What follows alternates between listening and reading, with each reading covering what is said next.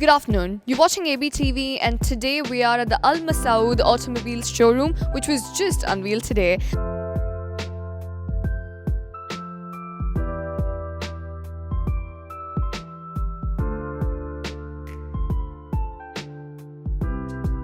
With me right now is the CEO, Irfan Tansal. Thank you so much for joining us, sir. Hi. How would you say your year was, the past year, in terms of sales and performance? Well, I mean, it's obviously not a secret that last 3 years has been quite challenging in not only in automotive sector but also overall in the economy, and especially when it comes to retail. And these difficulties, these challenging times have been, have started actually with the oil price having dropped down to below $30 a barrel in January 2016. And since then, there has been a decline in the sales of vehicles. Yeah. But I must say, we have mastered this difficult period. We have in Renault, and as well as Infiniti and Nissan, the three brands that we're representing, we have had the highest sales ever. In 2017, we have sold more Renault vehicles than ever before, and we've been representing Renault since 2004. So it's been a 15 years of journey. Irfan, I'm aware that you did open a pre-owned car showroom recently. So at this juncture, we've had the conversation multiple times before, saying that the pre-owned car sales or the used car sales are doing better than the new car sales. Would you agree with that? Well, the downturn in the economy has hit obviously new car sales as well as new car sales overall in the market. We have been doing extremely well in used car as well, and especially this year.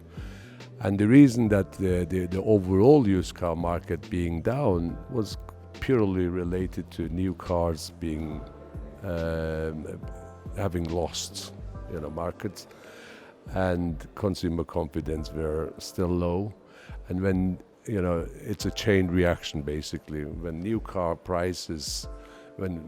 market constraints, the prices drop in order to sell more. When the prices of new cars drop, then used car drops as well, because it becomes more expensive.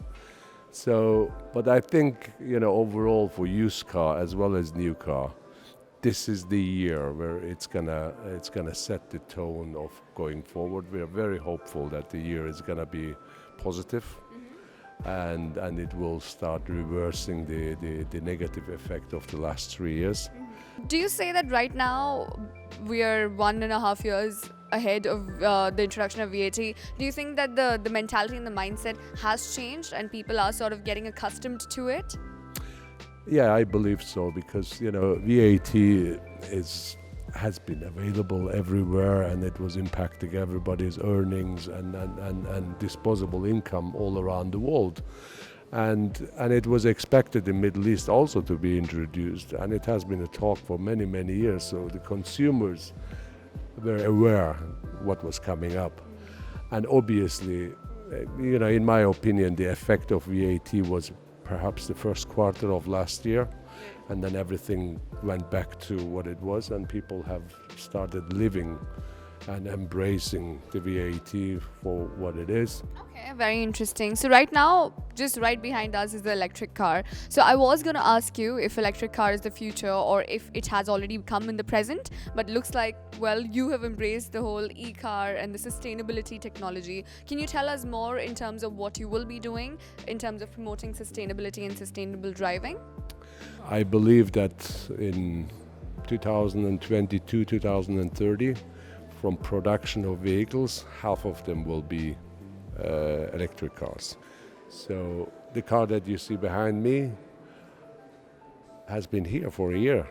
Okay. So we've been out in the market. We have sold many vehicles, electric vehicles. Infrastructure of the city is getting developed right now. And people are becoming more and more familiar with the vehicles, with its limitations because of access points to charging. but they are increasing more and more, and it's a fact of life that this is going to come. So we Right. better get used to it, and we better be prepared. You know, they're basically questioning, do I need to own a car, right?